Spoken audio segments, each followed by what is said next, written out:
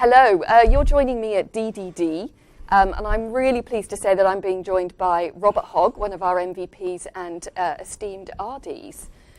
Good afternoon, morning. It's afternoon, I think. It is. We've been here for a while. So we have stolen the camera from Rick Hepworth, who's been doing an amazing job this morning of talking to a lot of the speakers. But I wanted to grab some time with Robert, just to have a chat with him about being an MVP. Does Rick's ego know the camera's not on him?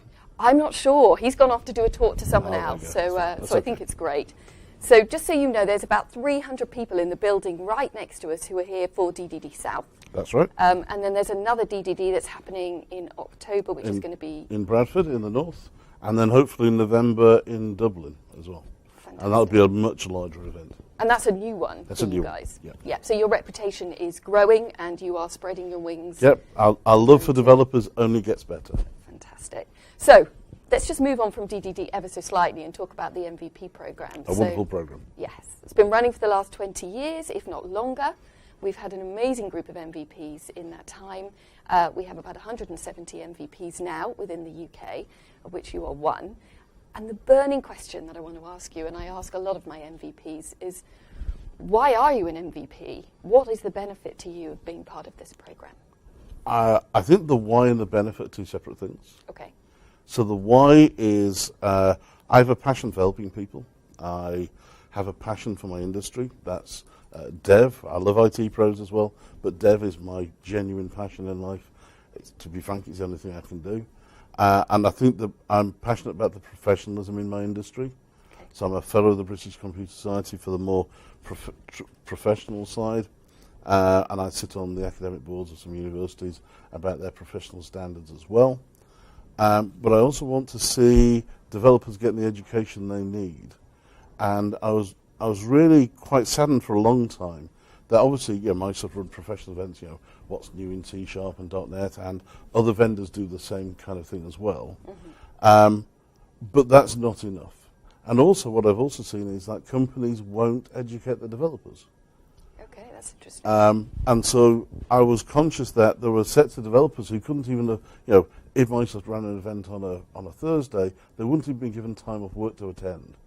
So I saw people taking time off as holiday to attend events. Yeah. And when I originally so I started running some community events in the evening. So we'd run our commercial events as Black Marble, and then we'd run community events in the evening.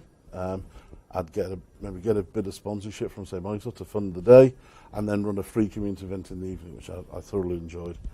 And really it was about getting people who knew interesting areas of development to actually stand up and share their knowledge with people. So the reason I became an MVP is because of organising that, and then follow on to that DDD North, and now DDD South, and then Dublin as well. Mm-hmm. But it was really about the speaking. So I became an MVP through my speaking role, where I would stand up and say, this is what I know about Link and C#, or AI, or bots, and I have a broad spectrum of fascination for development, and I love to learn, and I realised that I love to help people. Mm-hmm. So the reason I became an MVP was that passion in helping people. Great. And that passion and desire to help people. And I believe that's why I got the MVP award. Absolutely, yes. You did. The benefits, I'll be honest, I was actually offered an MVP, and I didn't know what it was, and I turned the first one down. Wow, how long ago was that? About 12 years ago. And it sort of said, would you be interested? I thought, I don't know what it is. And like being an idiot, I didn't check. So that maybe not one of the brightest moves in my life. But the year after they said, no, this is what it is. Oh yeah, probably should have said yes. Yeah. But it's a reward, the MVP is a reward for doing great work, mm-hmm. And being an expert in your area. The reward is you get an MSDN subscription, which is absolutely fantastic. Yeah. But the real benefit, the solid benefit is you can turn up to product groups, the people who are writing this software, and talk to them about your ideas, your thoughts, what you'd like them to do for the good, and if you have a problem, they'll listen to your problems as well. And so the ability to solve problems for you and the people, when I'm running an event, somebody says, I've had X, Y problem. Oh, actually, I know I can ask somebody about that for you. And I will then feed that back get the answer, and then pass it back to somebody. Yeah. So we become a conduit to help people. It's a huge benefit to us. It's absolutely stunning. I can't describe to you how amazing that's, and that has changed my life. There is no two ways about how I was, for my sins, I was a BizTalk MVP, an architecture MVP, I was a Visual Studio MVP for a while. And it's interesting now looking at those products, how much of a solid impact I've had a change. And I remember it was only a few weeks ago, some of my devs said, oh, this is so what's the most useful feature of Visual Studio? And I won't describe it because it's too funny for words. And I realised that was actually one of my requests. I thought, oh, how sweet is that? That's really, the thing they used the most was something I had asked for.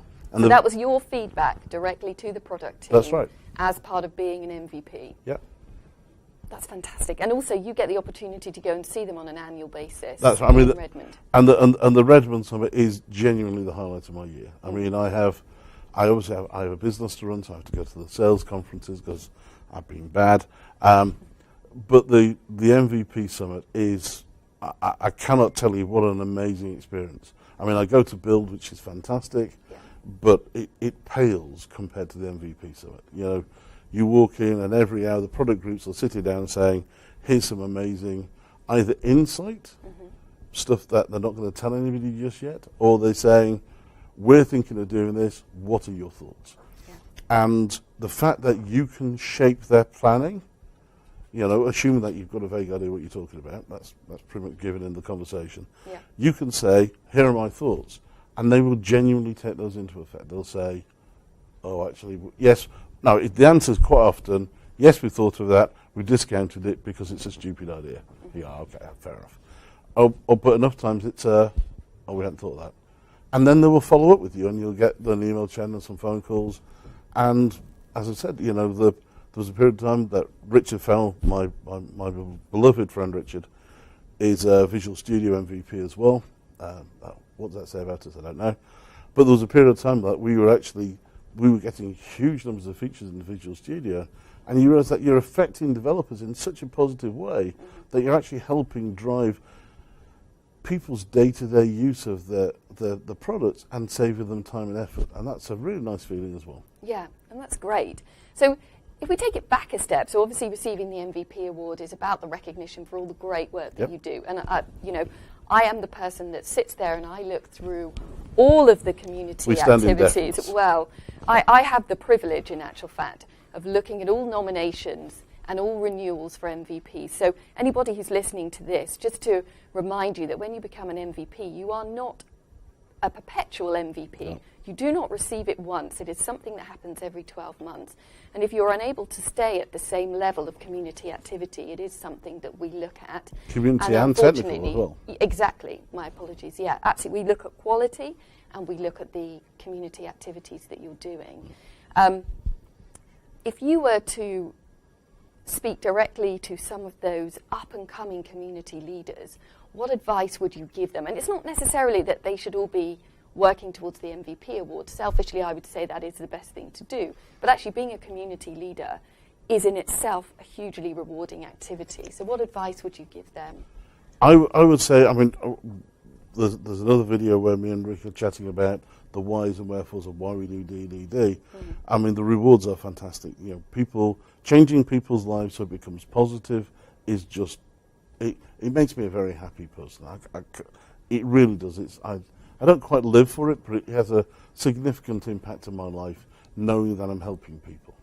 So it's about you sharing your knowledge, because you are an expert in the area of Azure, and as you've said, Visual Studio and BizTalk and other areas, but it is about you sharing your knowledge with other people. But as a community leader, that's not the case. Okay. As a community expert, which is what I think the MVP award is predominantly about, where you have an expert area, I enjoy sharing my knowledge. Yeah. As a community leader, it's helping organise community experts to share their knowledge. Yes. So there's it's like a meta layer above the top. So I will be presenting, but I'm also helping organise so other people can present as well. Yes. So I think but they go hand in hand, but they're just slightly different, I think. Yeah, yeah. But to the community leader, I'd say it's an enjoyable experience. You know, in the video I said, you do get occasional negatives. I want an extra selection of sandwiches. Why couldn't you carry me from my hotel room? Or whatever it's going to be. Yes. And my line is really easy. It's a free admittance, and I'll refund 100% of that free admittance at any point if you're unsatisfied. Mm-hmm. But generally, we have a 99% satisfaction rate. Or was it 99.5? And just reading the comments of this was great, we need more of this, we're enjoying ourselves, and seeing that people can go on to better things, that's all I need. It's that easy. Fantastic. Then going into the MVP side, you then get to be able to do that on a larger scale. Because people will now listen to what I say. I can say, we're going to run an event twice the size, 10 times the size, and people go, okay, let's go for it. So we can do, the MVP award has allowed me to not only have great product group interaction, but then it's allowed me to grow the things I've loved in the community side as well.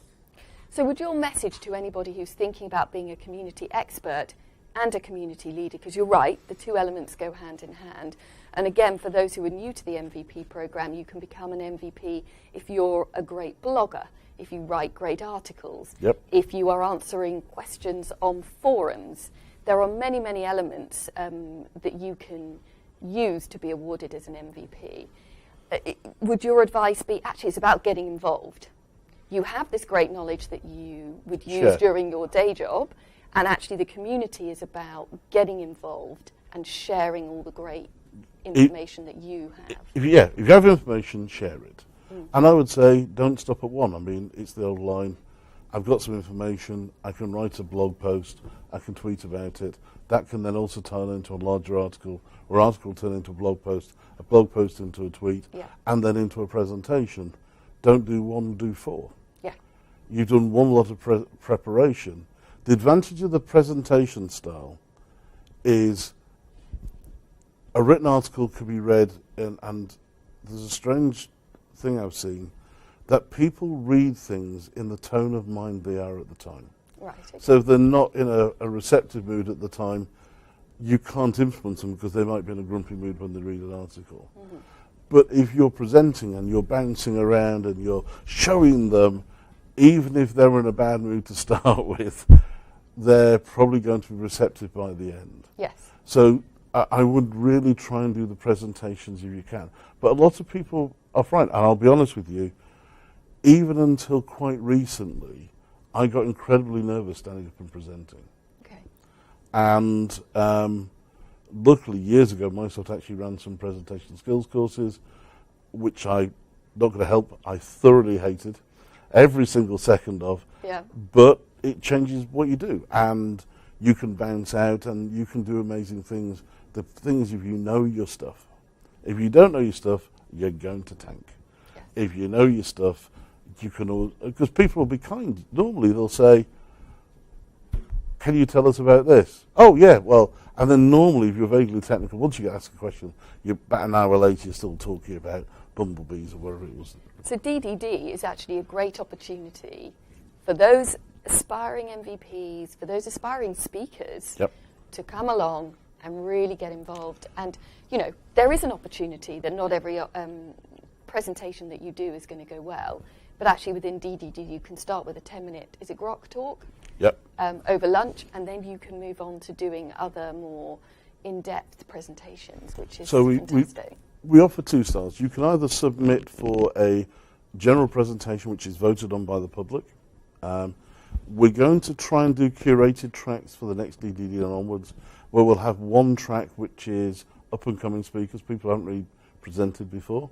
So they'll get a slightly different voting weighting, because people quite often vote for people they've seen and know. Mm-hmm. That's just one of those things. So we'll try and do an up-and-coming track. And we also have the grok talks as well. Great. And if you're not sure, grok talks are over really quick. Mm-hmm. And if you are going to do well, you'll do very well, very quick. And if you are going to fail, you'll fail very quick. So either way, it works out quite well. Yes, yeah. Well, thank you so much for your My time. pleasure. I really appreciate it. We need to let you get back and speak to some of the attendees. Yes. Thank you for joining us. And I think to anybody who is an aspiring community expert or leader, the answer is really get involved, You can go to the mvp.microsoft.com website to find out more about the MVP program. And thank you very much.